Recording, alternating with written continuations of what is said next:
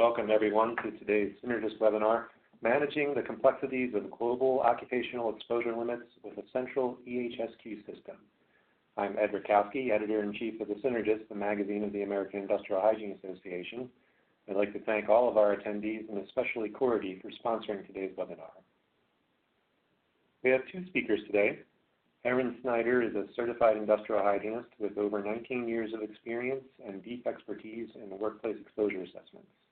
As Senior Pre-Sales Engineer at Cority, Erin is an internal subject matter expert for the industrial hygiene product line. She provides sales support and works closely with the product team to steer development of features and functionality. Our second speaker is Alan Johnson, the Director of Strategic Alliances at Verisk 3E. Alan is responsible for devising and executing 3E's Global Strategic Alliance Program, which plays a critical role in its global business development strategy.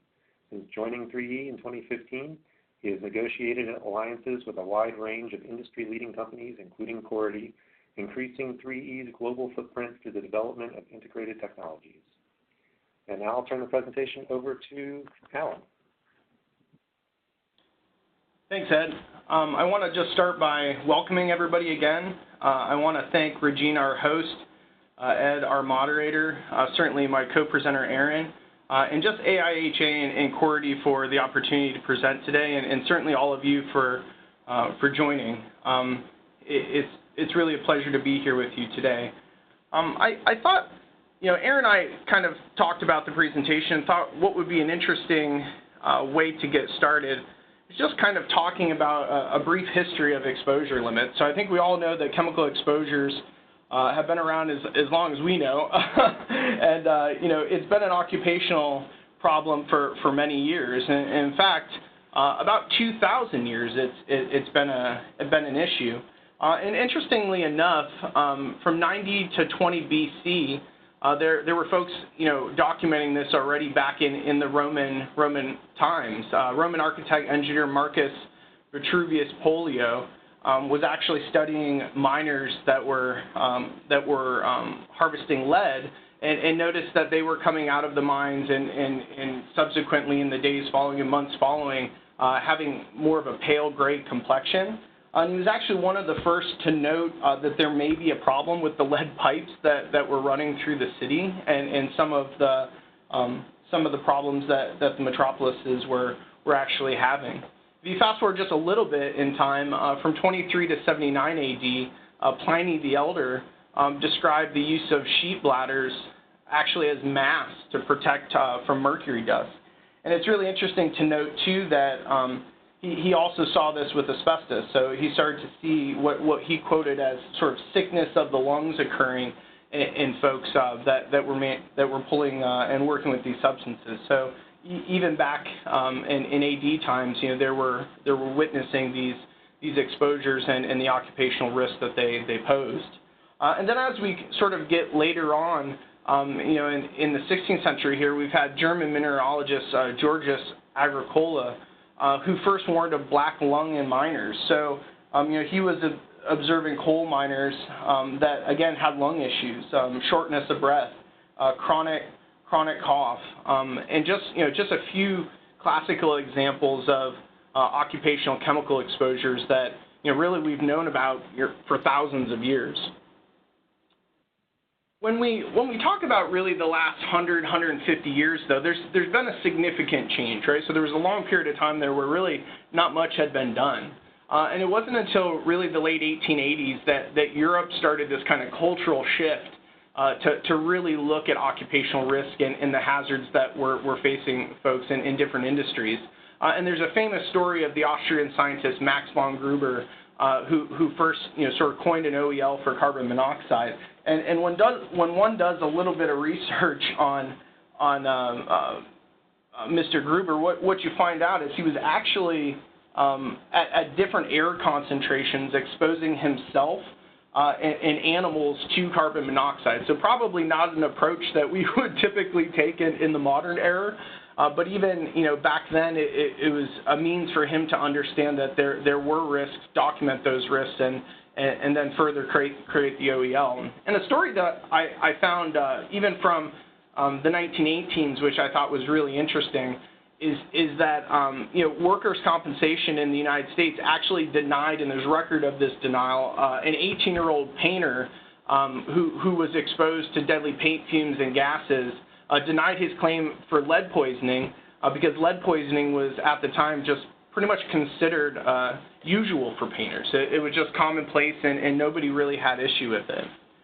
So as we kind of progressed on in the 20th century, what we saw is a lot of different sort of occupational exposure limits, or at least substances that were given exposure limits, starting back from Gruber and kind of progressing onward. And I do want to give credit to Jim Kaplan. I found this gentleman from Advanced Chemical Safety. I found this slide, and I thought it was just very telling and an interesting description of sort of what's happened in the last, really 100 years. And what's interesting to note is that in South Africa, really, we started to see, folks that were having silicosis, or really what I think was presenting itself as pulmonary tuberculosis, and started the trend of looking at exposure limits for quartz. And it's interesting to kind of look back and understand the New Silica rule and think that back in 1916 they were thinking of these things as well.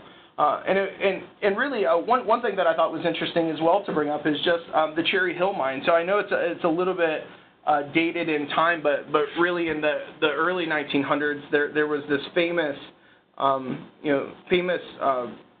implosion at the Cherry Hill mine where a lot of workers were exposed, and actually 500 men and children laborers actually died, and that's when the United States Bureau of Mining was actually founded, and really their course of action was to look at the environmental health and safety of these mining operations in the United States. So sort of if you fast forward, that same U.S. Bureau of Mines in 1921 put some exposure limits around 33 substances that were encountered frequently in mining operations, and then you saw ACGIH come about and actually set some standards for maximal allowable concentrations of chemicals in 1941, and then again allowable concentrations of 63 specific toxic substances in 1942, and really the first list of MACs came in 1945. And it wasn't until really, I believe in 46, when ACGIH had a subcommittee that looked into OELs, which we would kind of consider modern OELs. And I think that committee became the TLV Chemical Substance Committee that we know today. I think, actually in 1956, we coined TLV, the threshold limit value. And that was really where we started with that terminology. But then again, fast forwarding to 1970, we note that TLVs were actually adopted into the Occupational Health, or Safety and Health Act passed by Congress. So a storied history of chemical exposures, occupational exposures, and in certain countries and certainly here in North America, agencies looking at the health effects of exposures in the workplace.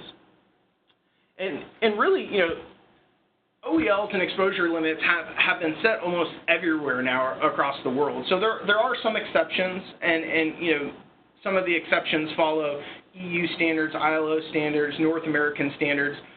But by and large, the majority of countries across the world do have occupational exposure standards, and that's really a good thing, right? I mean, it's one of the things that keeps people safe, and while some of those aren't perfect, some of them are hard to measure, and certainly not every chemical that's hazardous has an occupational exposure limit. We're certainly farther along than maybe we were at the beginning of the 20th century. And for good reason, right? So it's all about protecting worker health, and these exposure limits are widely used for a variety of things, right? So we know that they're used very classically in safety plans, risk management across the organization. Hazard assessment is certainly a major piece, and how do we communicate the hazards that employees are dealing with day in, day out? Are we labeling things correctly? Do we have the correct PPE, the correct safety data sheets? And then the flip side of that, unfortunately, spills do happen, emergencies do happen, and thankfully, we understand the impact to a certain extent of the substances that we're dealing with in order to have emergency planning and understand how to triage issues as they come. But it also leads to a variety of other classical pieces of the business around shipping and handling. How are we bringing product in and out of manufacturing facilities? How are we shipping it? If it falls off a truck and spills on the ground, what's the exposure risk, and what should our operation know about that? And then, to the extent that, we'll talk today about some of the use cases of harmonizing global OELs and integrating them into an EHSQ platform, not only for the sort of upfront risk mitigation pieces of the business, not only for some of the communication and planning pieces of the business, but certainly as an incident happens and incidences are logged, it's very much important to understand if you've tripped an occupational exposure limit, and there are requirements there. Even to the extent, we see in our practice, and I'm certain Aaron could speak to this as well, more and more companies, the best of breed companies, are logging more incidences. They're not trying to hide, what's happening in the field, and certainly the immediacy of data and having that on hand from an occupational exposure perspective is one of the things that differentiates them and keeps their workers safe. Now, I will pause and note, as you all will agree, there are many dangerous substances, mostly chemicals, where there are no formal occupational exposure limits. So, organizations are setting their own exposure limits. We know this. But there are strategies like hazard banding and control banding that people can use to ensure safe handling without, sort of an expensive, comprehensive, complete risk assessment. Although in some of the high risk, in newer parts of the market, in material science parts of the market, we do see some of these more complete risk assessments happening. So now, that was the fun stuff. Start with a little history and get us warmed up. Now I want to kind of transition to some of the difficulties that folks are facing. We deal with a variety of different organizations at Verisk 3E across the world in a lot of different industries that deal with hazardous substances or chemicals. And certainly nobody wants to, in good faith, hurt their employees, hurt their customers or hurt their brand reputation. And so there are a variety of different pieces that companies are struggling with. And I would be remiss to say that these are inclusive of all the top issues that are out there. It's a very real scenario that there are other issues, and in specific industries, certain companies will have more pressing issues. But what we're seeing from a high, 50,000-foot view, if you will, is that the expansion into global markets and the fact that the supply chain and manufacturing, the value chain in and of itself is growing more globally, is creating a lot of issues for folks that are trying to manage this type of data. So not only are companies themselves growing across the world, broadening their supply chain, broadening their retail presence in certain markets, but certainly the ingredients then that they're having to use in products they're having to hold on site are fundamentally changing as well, and maybe new to them, right? It's not uncommon that we're seeing, classical, chemical companies, differentiating into new parts of the market and producing new chemicals for certain downstream applications. And I think that's really at the heart of it. And when you think of those downstream applications and you think of the customers, whether it be another manufacturer that's sort of downstream supply chain that's taking that and formulating that chemical into something that's more consumer focused or for an end user, there's certainly visibility there, and there's a need to have that data aggregated in a meaningful way. But what is also true is that end user, that customer, is becoming more empowered, right? So if you think of the digital transformation that all industries are facing, that our consumers, have more power than they ever have. When somebody can go on, Twitter or Facebook and lambaste somebody for, some specific ingredient being in a product, or it can lambaste somebody around, having certain chemicals on site and they think it's too close to, in proximity to a school or homes or what have you, no matter what the regulations say, that is an influence and something that folks need to be aware of. So having access to that data on hand and really understanding and having that transparency and visibility across your value chain of this type of data is ultimately very important. The other piece that we're seeing is there's just a variety of OELs, right? I mean, either from a national level, from a state level. There have been some really good attempts, especially in Europe, to kind of unify the standards. But just as we've experienced, and I know all of you on this call probably have with GHS, where we were supposed to globally harmonize things, stuff's not as harmonized as it would seem. Countries and states, and to some extent even municipalities have taken it upon themselves to define either more granular limits or just different limits in general. Just took a different approach to how they view the world.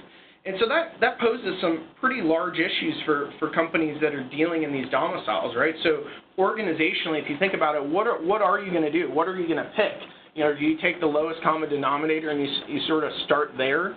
It does face, or it does pose a problem for the organization to kind of pick and choose, not only what they're going to follow from a regulatory perspective, but what they believe and what they'll be using to go forward.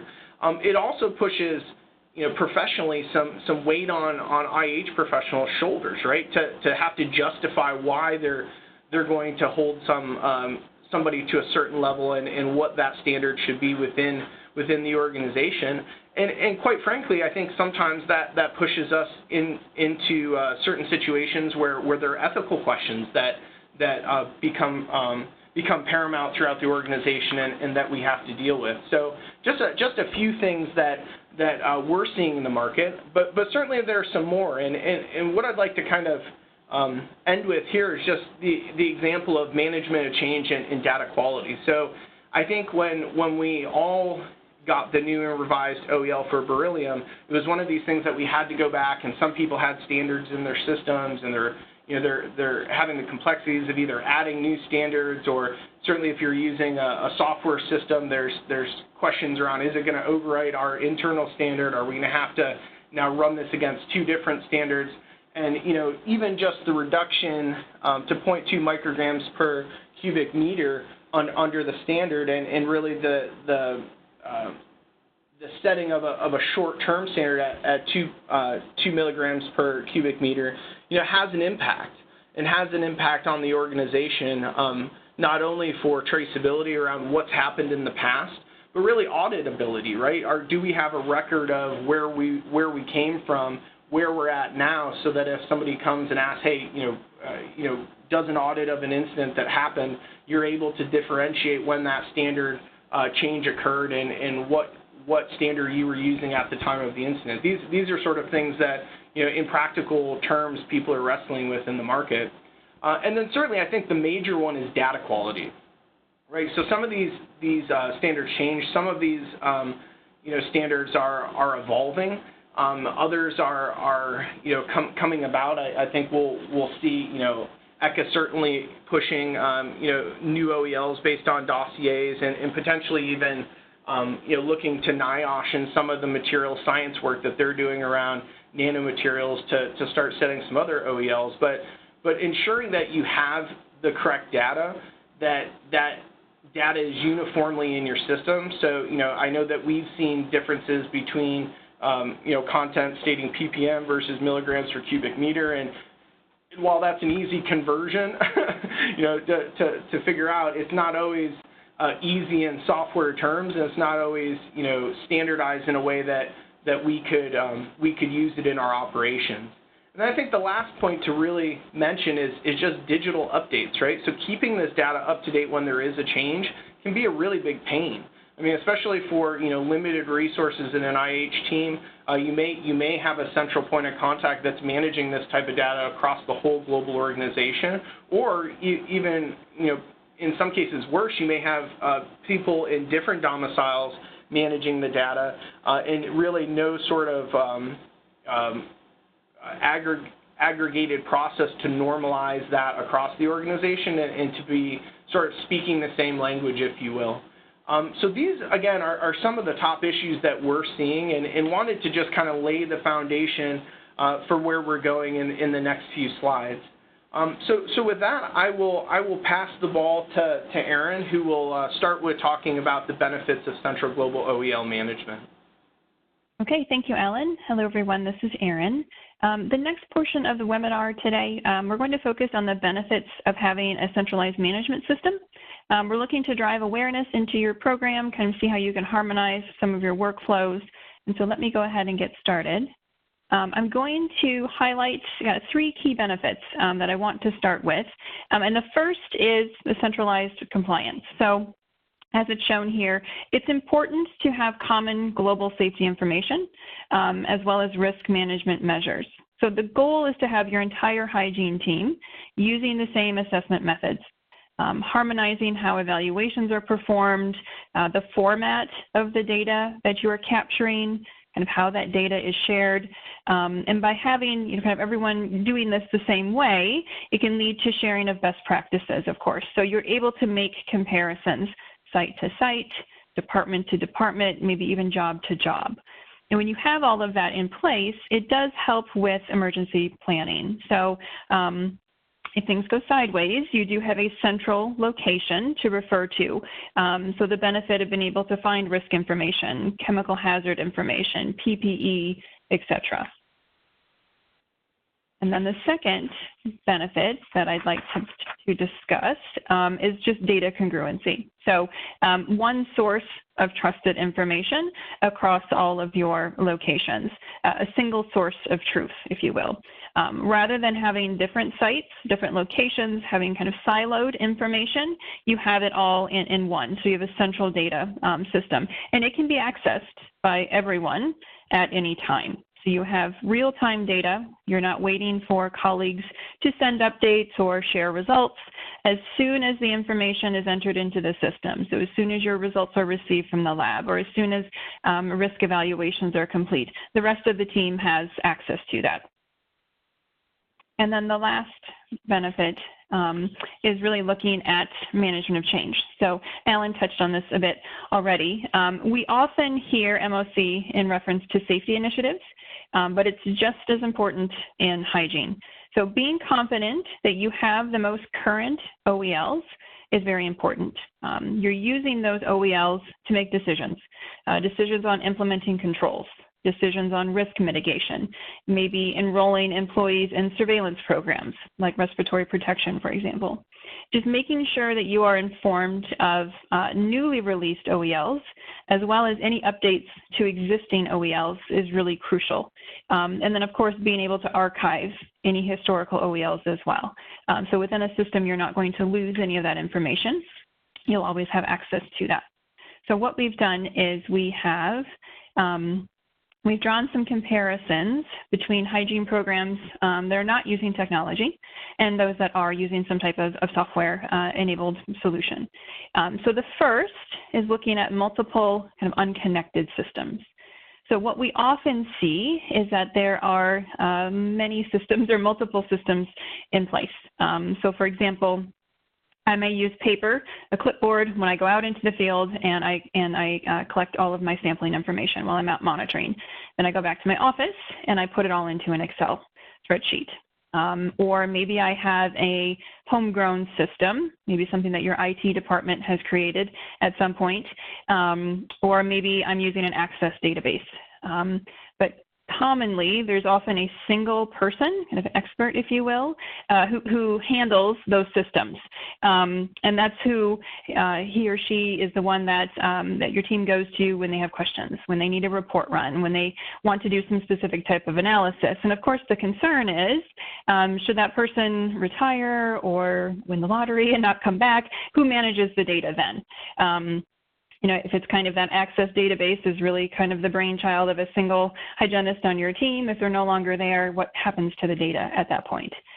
Or what we see with IT systems is that, IT has definitely, in most cases, has a significant burden So, they're managing systems not just for hygiene, but for all across the company. So it's oftentimes very difficult to get resources if you want to get that system updated or if there's bugs that need to be fixed and so on.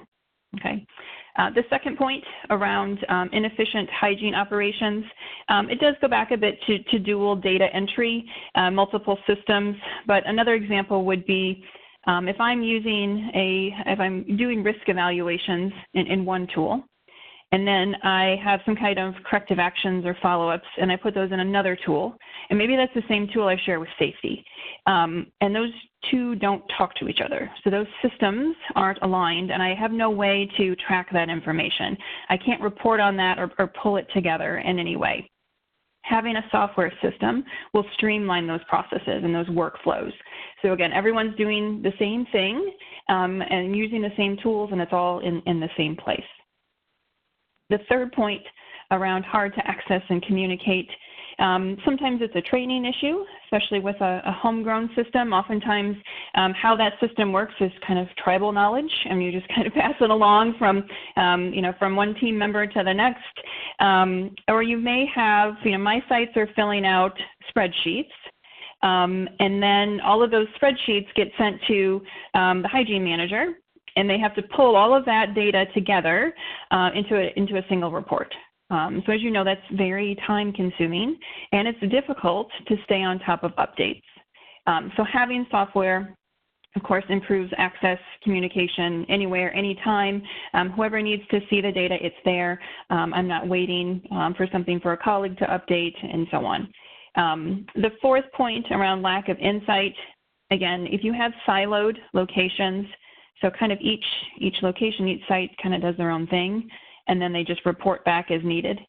And that as needed may be a mandate where I say, at the end of the quarter, I need you to send me what sampling you've completed, what, control or risk mitigation projects you have outstanding, and so on.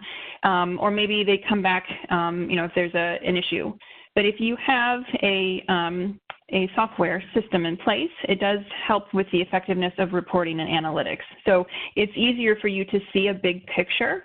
You're able to aggregate data, and you have more kind of business intelligence tools, if you will, available to you to analyze the data. And then the last point is increased security concerns. So if you have multiple systems, or perhaps you're passing documents kind of back and forth for updates, security issues can arise.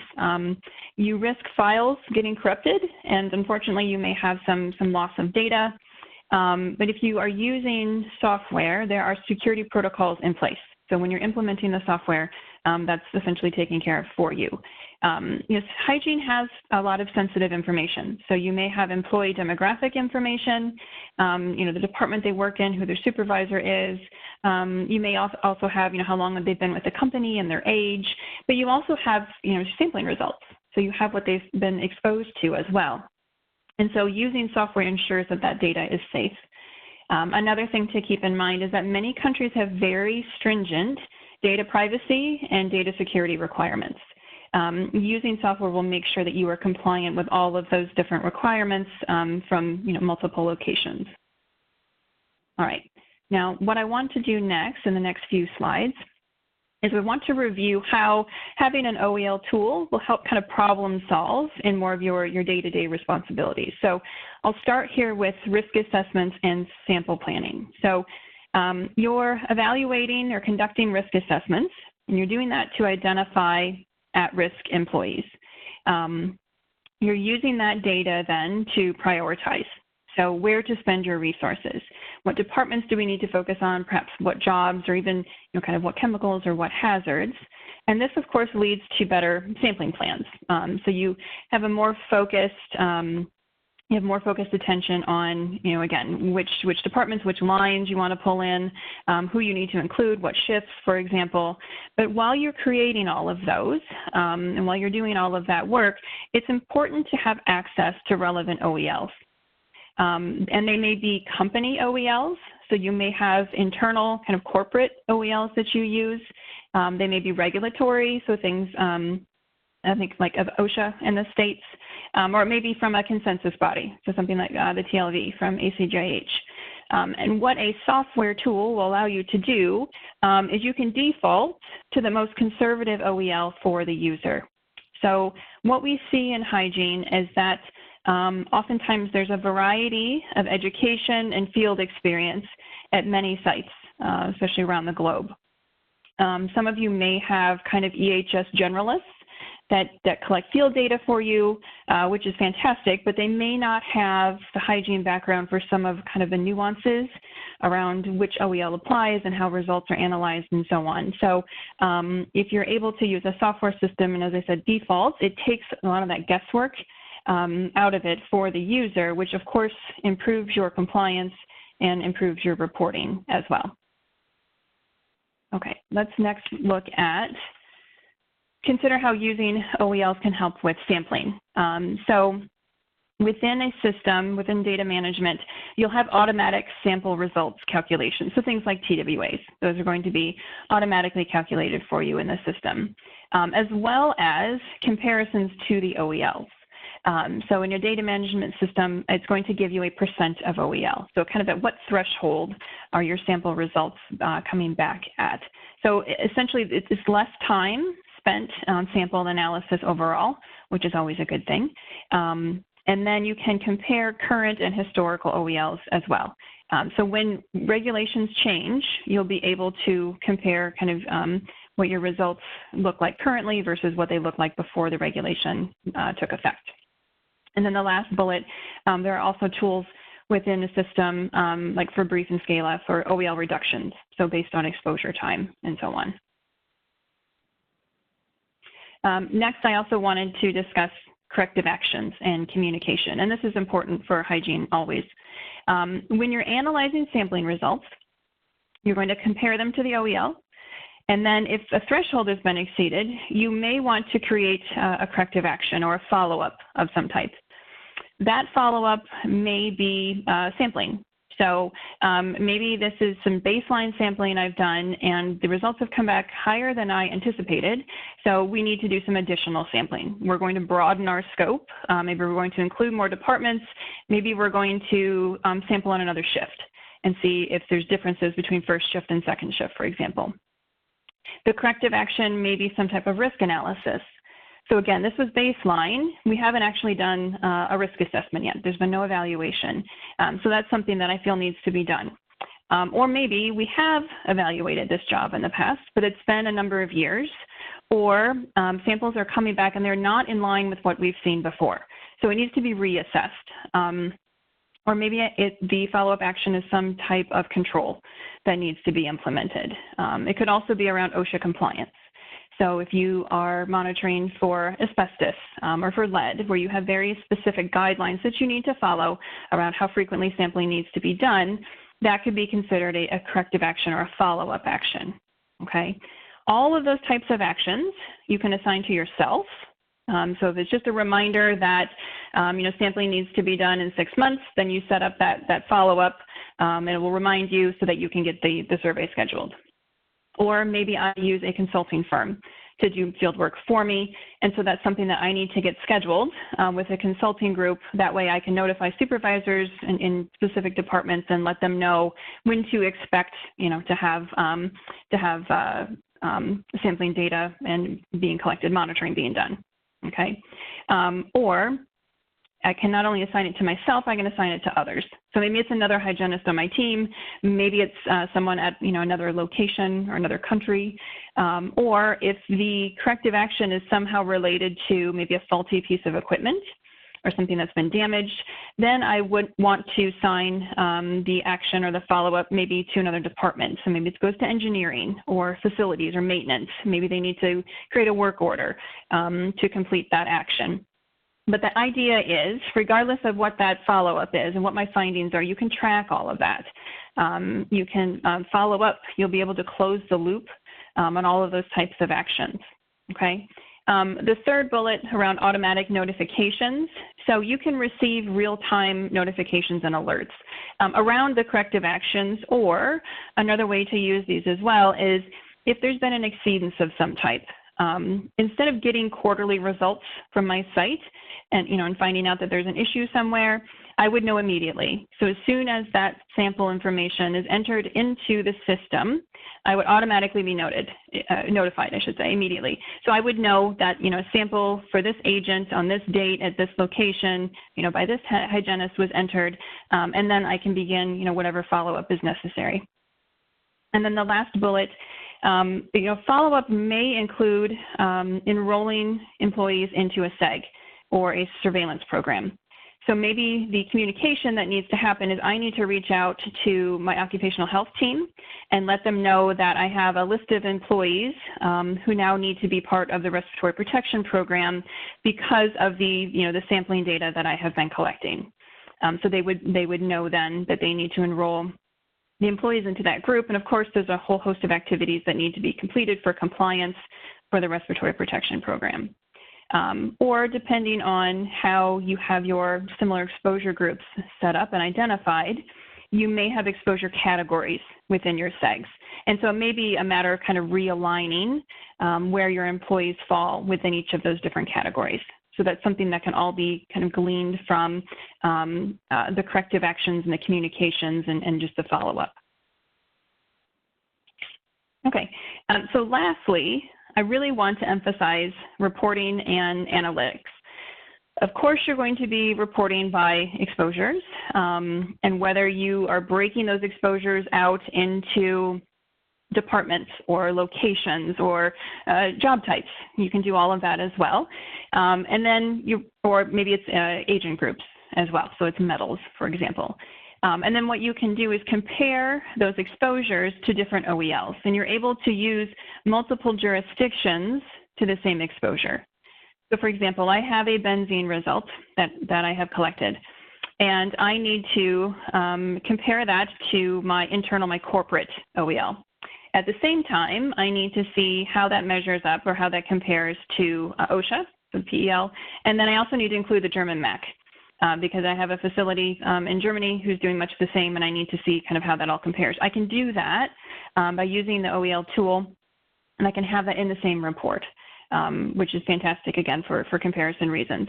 And the third, then, comparing historical and current OELs, I think we've touched on. And then the last point around Bayesian decision analysis, kind of taking your analysis a little bit further. If you wanted to be able to have a data set and add kind of professional judgment to that and look at the likelihood of where your exposures are going to fall, kind of your different OEL buckets. All of that type of analysis can be done as well. And then really the big benefit here is visibility into your program.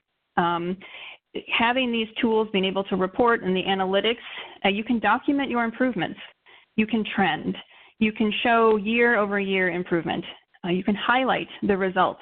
You can share those with management, and not just kind of your inline management, but outside of EHS as well. We've all heard examples or know of companies where when you get outside of EHS, not much is really known about hygienists and what it is that they do. When you have these types of reporting and analytics tools, you can certainly share that information. You can decide what format you want to share that. But really, again, just to highlight the program and what it is that you're doing. If you have a really well-managed program, so your exposures are really very low or well-controlled, and you can show that year over year that they are well controlled, that your risk has been mitigated. That's fantastic. That's a reason to celebrate. You need to share that information. And so again, using these tools, you will certainly be able to do that. Okay, so what I wanted to just end with then is, in conclusion, let me go back. I won't start the poll just yet. In conclusion, you know that OELs are continuously changing, something that Alan had discussed as well. And they're even more complex, of course, if you manage multiple locations and you have different geographies. So I encourage you to look closely at how your hygiene data is being managed. Do you have the most current OELs available? And do you have them for all of the locations that you manage? How secure is your data? Is that at risk? Can everyone who needs the data, can they access it whenever they need, wherever they are? And who manages your workflows? Are they harmonized? Is everyone doing the same processes? And can you easily analyze your data and share it with others? so that you can see the program at a high level and share that information. Okay. I wanted to thank you for your time today. I hope this has been helpful. We've maybe perhaps planted some seeds to build a business case for maybe a centralized OEL and data management system. And at this point, Regina or Ed, turn it over to you for the poll question, and then any questions and answers. Okay, thanks, Erin, and thank you, Alan.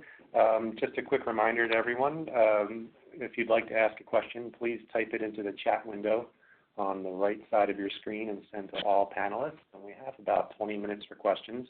Erin and Alan, I'm just going to read them out, and then I'll let the both of you decide who's going to respond. The first question says that, mentions that, Alan, you were talking about the last 100 to 150 years. What's going to happen in the next 10 to 20 years with OELs in terms of trends in technology? Yeah, that's a great question. Well, I think there's a few things happening, right? So as I mentioned, I think we know that ECHA's intent is to develop more OELs based on information that they've collected through REACH dossiers and chemical filings. I think that that's a publicly published goal of theirs over the next few years. And then I also think that, maybe this is somewhat dependent on political climate of the U.S., but what we've seen, with NIOSH specifically is that they are doing a lot of research around new materials and, like I mentioned again, around nanomaterials, and so I'm certain that more will come out of that research at a correct point in time. And then one of my colleagues and I were talking about the other day around risk-based OELs and how prevalent they really are in the space. But in that conversation, we're just kind of talking about the European DNELs, and really we think that the market's probably going towards more detection limit-based OELs. So DNELs are admittedly not really meant to be OELs. And for the most part, they're really probably too low to easily monitor or sample or really enforce. But with new advances in technology and devices to be able to collect and detect exposures, I think that's kind of where the market's going. And to the software part of that, certainly you'll see vendors like Verisk and Cority who combine content and software best of breed solutions to create a scenario that helps companies manage this type of data more fluidly and on demand. So I think you'll see more around the digitalization of the business and making it easier to collect this type of data as well. Okay, thanks, Alan. Second question, how standardized are OELs across the globe, and what efforts are made to further improve standardization? Erin, do you want to take that one, or would you like me to take it? You can speak to that one. That's fine. Yeah, I think, I kind of alluded to this in my presentation as well. I think we see good examples where, the best laid plans of mice and men, if you will, where for example, in the EU, where OELs are looking like they're standardized, and some are very, very similar. But from country to country, we still see differences, right? Which, for an organization that's, got facilities, operations, if you will, in these different countries, it's not as standard as one would think. So we definitely see the ability to further standardize. We hope that would be the case, that countries would look to standardize, and we've seen that a bit with some countries, but it's really, I think probably the exception is folks adopting ACGIH standards. And so I can't really, if I'm looking into the glass ball, I'm not sure that I can see a real clear answer of how we get to a standardized practice, but again, maybe with advances in technology and exposure, based science, we can get there, and certainly people are trying.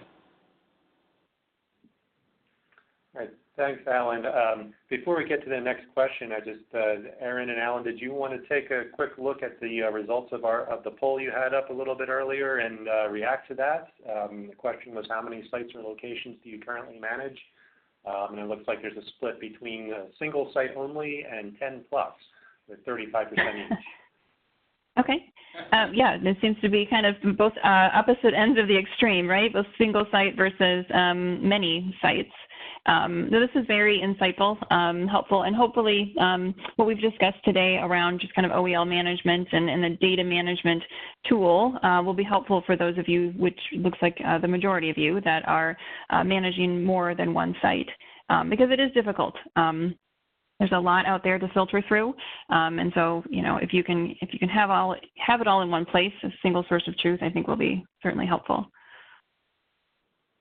Yeah, one thing that struck me is I guess I was just interested to know of the folks, and maybe there are a couple of folks out there that can kind of chat to us. Just interested to know is, the single site only, is that a factor of just your role in your governance of just a single site, or is it indicative of your organization being in a specific jurisdiction and kind of only worrying about, OELs in that jurisdiction or that location, and maybe some of the people that are on the other side that are managing more sites, is that indicative of a larger operation or one that's maybe more global? Love to hear your feedback. Okay, and just a reminder, this is a good time to remind everyone that questions and chat responses will be provided to Alan and Erin after the webinar is over. So you can go ahead and share that feedback with them, and they will get back to you if you have a question that we can't get to. Next question, what are some new regulations that affect OELs in the United States? I can take that one, Alan. There haven't been too many adopted in the U.S., at least in the last few years. Probably the most prevalent, of course, was silica. We do know that there's a substantial backlog within NIOSH that could be addressed, but at this point, as Alan had alluded to, there hasn't been a big political appetite for it. So I think we'll just kind of have to wait and see what is upcoming. I don't know if you wanted to add anything to that, Alan. No, I think that, I think there's probably, again, with some of the agencies that are doing newer material science, I just saw a great presentation by the executive director, again, of NIOSH, who was talking about some of the advances that they're doing in nanomaterials, and just there's so much coming in that way, and to a certain extent, I think we all will want exposure limits, kind of solidified around some of those new developments, and I think people are keenly aware, and the government's involved greatly in some of that research. So I think some of that will come, although it obviously, regulations are sort of an ebb and flow. We have periods in all countries' histories where we either enact more regulation or enforce more regulation, and times that we don't. And so we may be in one of those periods where it's, the appetite for more regulations isn't necessarily there. But I do see, a future as we get in the next few years where more of this will open up and people will demand it. I would guarantee that. Okay, thanks. Next question, how are companies using software to eliminate redundancy across global operations? And I can take that one, Alan. I think, again, as we've spoken to before about having kind of a centralized system, rather than having, multiple systems multiple sites kind of using different systems, you're able to eliminate some of those redundant systems. So if I have multiple sites and each one kind of has their own access database or their own Excel spreadsheets that they're using or their own kind of internal IT, whether that's because there's been acquisitions over the years or whatnot, being able to pull them all together using a single software solution is always a benefit. And again, it just helps with data visibility, so getting kind of high-level information on the program itself, as well as data aggregation and so on. So I think that's probably one of the biggest benefits there. Yeah, and Aaron, if I can just kind of layer on. You know, it's interesting. I'm reading some of the questions here around services that provide, you know, updates to OELs and such, and I guess that's really at the heart of the discussion today is software is a great tool to manage this type of data, but you're still left with having to manage the data, right? And so, you know, that's effectively where we've worked with Cority. Verisk does have sort of a global landscape of these OELs and has that as a package of data. Which can be integrated into EHSQ platforms, and that just takes the burden off of, you know, folks having to manage the data. So it takes them out of sort of you know, let's go find it, let's go manage the data, into more of a governance role where they're actually using the data, they're actually using the full breadth of the software to do the analysis that they need and to track things accordingly, and kind of, you know, just saves a ton of time, right? I mean, that's hopefully why all of us are using software and services these days. Okay, thanks, Aaron. Thanks, Alan. Next question, is the functionality you've described around OELs available between Verisk 3E and Cority?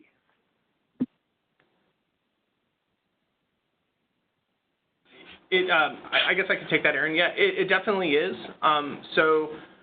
At Verisk 3, we cover every major OEL jurisdiction from a national point of view, and most of the provincial or state ones as well, at least the ones that you know our clients are using, and we have quite a few folks that are in industries, you know, quite a few organizations that are industries that you know would have need for these across the globe, and certainly we do integrate that into Cority's IH module. And there is sort of an on-demand service there. So, you know, if you're interested in that, I would just, you know, note that, and we can definitely follow up after the webinar. Good, thank you, Alan. And I'll just piggyback on that again, just as Alan said. So, Cority is the data management piece, and then we partner with Verisk 3E to pull in the OEL library, if you will, so that you can use that in conjunction with the data management tools and the business intelligence tools, the analytics and reporting, and so on. So it's a terrific offering. And as Alan said, happy to answer questions afterwards. Okay.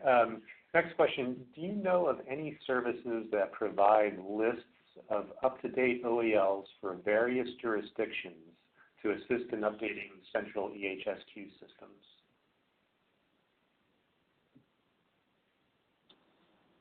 Yeah, so we do at Verisk 3E. I would need to learn a little bit more about what you mean by list, but certainly we have a database of this type of content that we call our optimized data, and that can be integrated into third-party platforms. But it's certainly, you know, like we've done with Cority, it's certainly a normalized database of these data points that our researchers and our legal team keep up to date and publish on a frequent basis, on a monthly basis. So that is available for integration, but it is available as well as sort of a standalone data set if need be.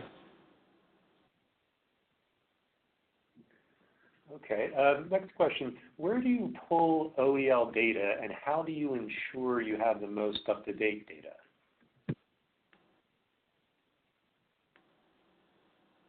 Yeah, great question. So we have quite a few experts that dedicate themselves to regulatory monitoring and research, and so there's kind of two sides to that. One is the research and really the analyst group that we have, which is staffed by a lot of different chemists and lawyers and toxicologists to a certain extent, and then we have a data group that that ensures the accuracy of it. So it's one thing to kind of go to public sources and get this data that's been published. It's something else to kind of normalize it in a way that could be useful to end users. So there's a process that we go through internally there, but a large part of that process is Q&A, right? Or QC, which is really quality controlling the data and ensuring its accuracy, and then standardizing that into a format that's accessible not only in some web tools that we have, but again as an integrated service for third-party applications like Cority. Okay, thanks, Alan. Next question, can you provide best practice for setting corporate OELs? Should they be set to the most stringent or more in line with similar acceptable risk tolerances?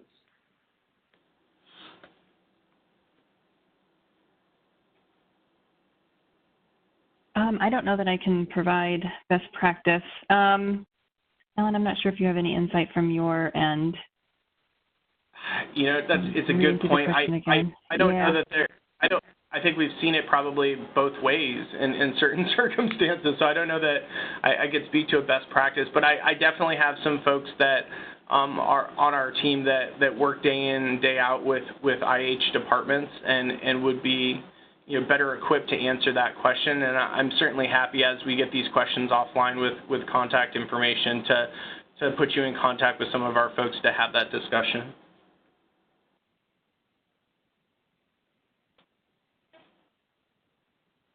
Okay, thanks. Last question. There are a number of providers out there. Where does Cority stand in the multitude of providers?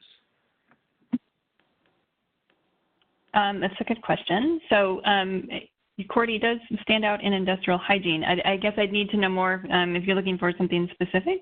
I'm trying to see if I can read the question, if I could read through that again. I can read it back to you, Erin.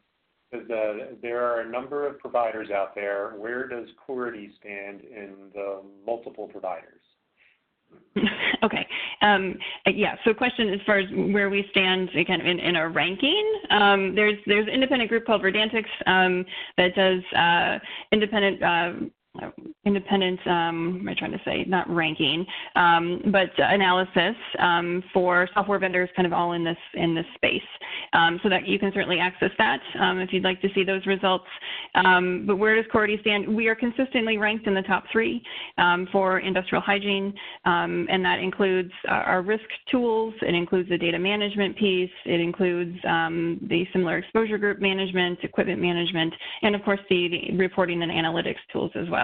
I'm not sure what other information to provide at this point, but I can certainly follow up if there were specifics that the attendee was looking for. Okay, thanks, Erin, and thank you, Alan. Unfortunately, that's all the time we have for today. My thanks to Erin and Alan for their presentation, to Cority for sponsoring today's webinar, and to all of our participants. We have 2 Synergist webinars planned for next week. On April 16th, IDEX will hold a product demo of their Lead Alert test. And on April 17th, STS Galson will present cloud computing and the Internet of Things in IH field analysis. You can register for these events at aiha.webvent.tv. Thanks, everyone, and have a great rest of your day. Thank you. Thank you. All right, great webcast. Thank you so much. This actually concludes today's webcast. Thank you all for attending. The recording will be available at aiha.webvent.tv. We will send all registrants an email tomorrow with this link, and please visit our event calendar to sign up for future webcasts.